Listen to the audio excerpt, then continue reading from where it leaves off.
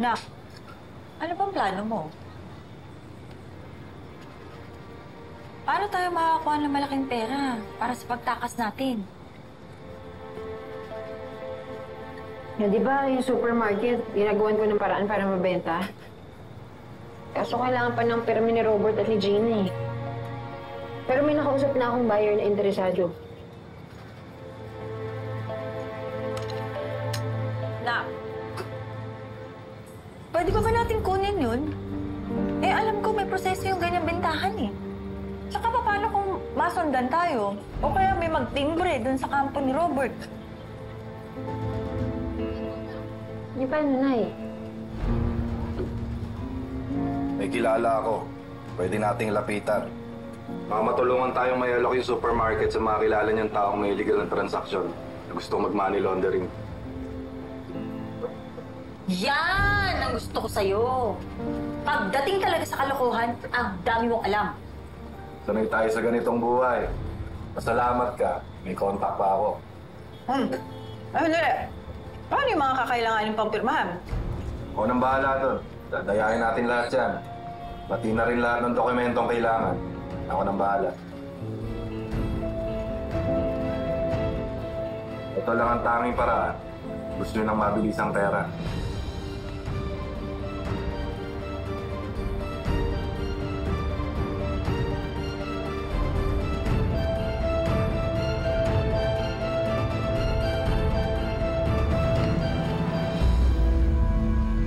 Tsaka na ngayon ako nakadalaw, ah. Naging busy kasi ako sa paghahanap ng bagong trabaho, eh. Tsaka napakadaming nangyari. Nabalitaan ko nga. Pero happy ako. Nagising na si Sir Robert at nagpapagaling na raw. Kaso, nakatakas si Betsy tsaka si Aling Susan. Grabe sila, no? Ganun pala sila kasama. Wala na silang kinakatakutan. Tsaka ilang araw na din daw pinaghahanap ng mga pulis, eh. Pero, ang sabi ni Kuya, wala pa ding update. Saan na kaya yung mag-ina? Saan kaya sila nagtatago? Hindi kaya nakalabas na sila ng Pilipinas? Betsy! Nay, anong nangyari sa lakad niyo? Nakausap na namin ni Brian yung sinasabi nilang tao. Ipapakalat na yung bago nating numero sa lahat ng prospect buyers. Mag-aantay lang tayo ng konti. At syempre, babalatuan natin ang lahat. Oo, basta ang mahalaga. May benta na natin yung supermarket. Para mapakinabangan naman natin. Pero, paano yung supermarket? I mean, di ba si Ma'am Betsy na yung may-ari? Iiwanan niya ba ito na basta-basta? Unless, nakahanap na siya ng buyer. Ibig mong sabihin, binibenta na niyo itong supermarket? Oo. Narinig ko may kausap si Ma'am Betsy noon sa phone. Gusto niyang ipagbili yung mga shares niya sa supermarket. Alam na kaya ito ni Kuya tsaka ni Ate Gina? Si Gina at si Robert, magigising na lang silang hindi na sila may-ari. Magugulat sila pareho. Baka nga atakihin pa siya. Kasalanan naman nila eh. Kung tinanggap lang ako ni Robert bilang ina ng anak niya, hindi na sana hahatong sa ganito. Hindi na sana magkakagulo. Kahit anong gawin ko, ayaw nila sa akin.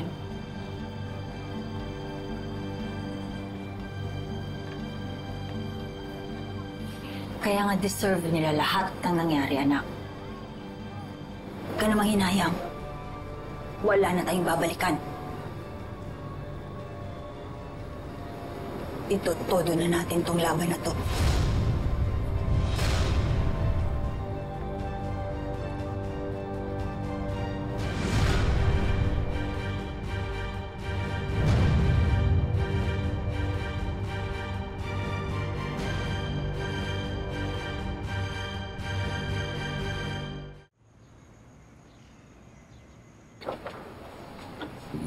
Oops, dahan-dahan.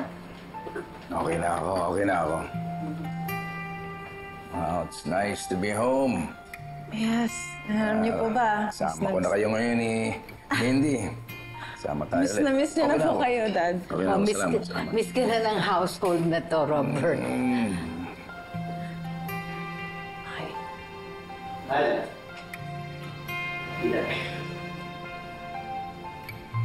Mating na po pala kayo. Hi, baby. Oh, namiss kita. Sige, mauna na po ako. You can stay.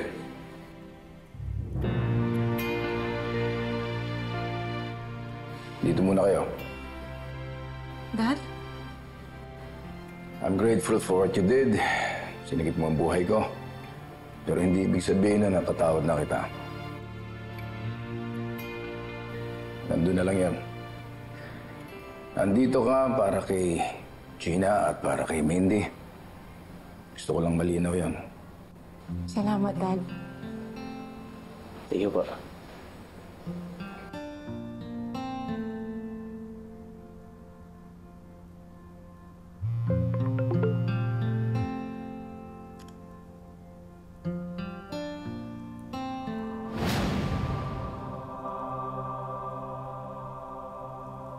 Bakit, Mal?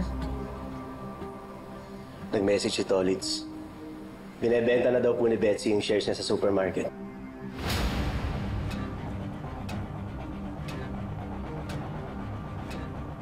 Mga gahaman talaga yung mga hayop na yun. Peperahin na ang negosyo ko.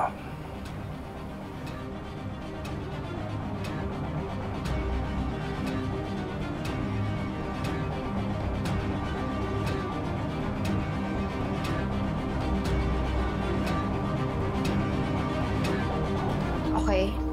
Sige, sige. Pagtawagin na lang tayo, ha? Sige, update kita. Salamat. Ano sabi? Ay, okay na. May nahanap na ako yung buyer na willing makipagkita ng palihim para mabenta ko na lahat ng shares ko sa supermarket. Talaga? Magkakapera na tayo! At willing siya magbayad ng cash. Bongga! Tuloy na talaga! Mag-alis natin pag nagkataon! Oo naman, Nay. Para to sa future ng anak ko.